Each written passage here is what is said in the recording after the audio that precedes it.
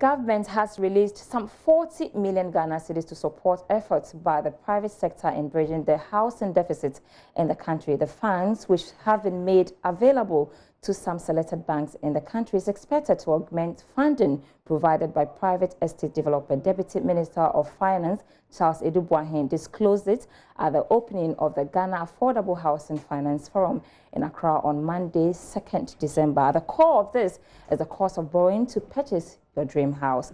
And what are the rates and how are the rates on this loan? We want to discuss that. And my colleague Philip Nofuri is here as always. So let's get this straight.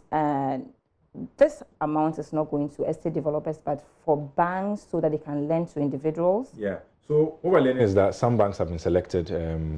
I think earlier on this year, there was a National Mortgage and Housing Fund which was rolled out and was going to pool funds from many sources to give funds for affordable mortgages. So we have the 40 million there going to some banks, and I decided that, you know what, why don't I dig up some information on which banks in the country are giving mortgages from Bank of Ghana's data. So I have an infograph which I want to show to our viewers, and it shows that there are 23 banks in Ghana operating.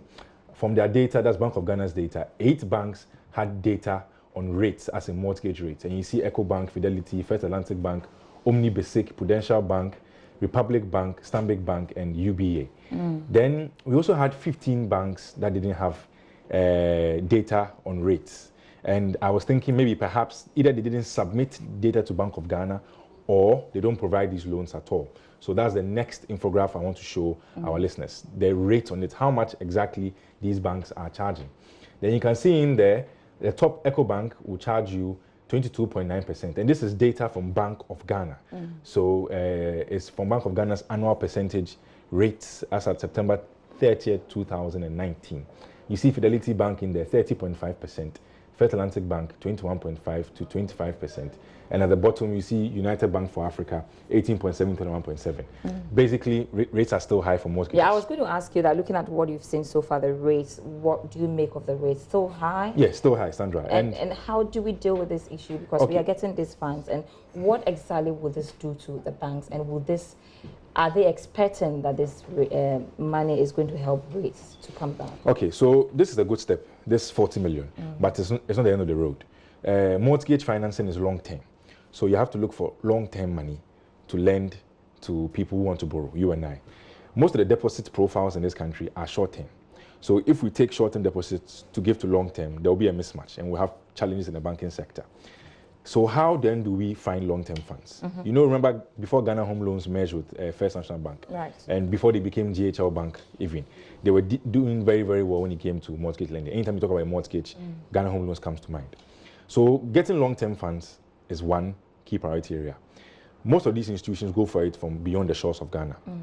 Now, within the Ghanaian economy, how can we get long-term funds? Pension funds, life insurance funds are good.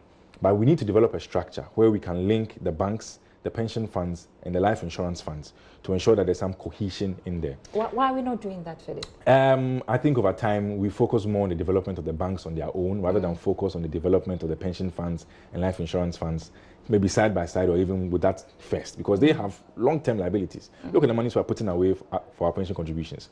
It won't be touched till we are 60. Imagine that pool of funds being channeled into mortgage development, to giving people mortgages. Or in fact, you can go for a mortgage and then they'll tie your pension funds to it. These are several things we can explore, but this is a start in there, and then we can see how best it will do. I'm just thinking, you know, governments has over time implemented certain strategies or instituted certain measures to be able to bring rates down. That's why government went into the affordable housing projects and all that.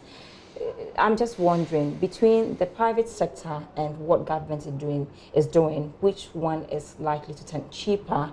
And if you're talking about, okay, bringing rates down, is it to be driven by the private sector, or what government was doing is the right way to go? And not to go into the politics, but some of the projects are lying there and we are not Sandra, it's both. Government has to make some moves. Private sector has to make some moves. Getting rates down on interest on mortgages will take some time. We need a stable macro environment, you need regulatory reforms, etc. So as government is also working on doing their part, the private sector needs to also work. You remember last week we discussed high interest rates in the economy because of the governor's MPC speech. Whilst they work on those things from the private sector angle, government needs to come in through the Ministry of Works and Housing. And we need to see the national housing policy. Should we tweak some things? It was brought in 2015. Should we tweak something? Should we keep it? These discussions can go, but both of them, private and public sector, need to work together to ensure that you and I can go and borrow. Because right now, everybody's really as it stands now, it's really scary, and I want to ask Exactly. you whether you buy a house at that rate. No, I won't, because right now I don't have my own. All right, Philip Namfree, thanks so much for joining me. We've been discussing the mortgage and how you can actually get a lower rate. Government has implemented some interventions.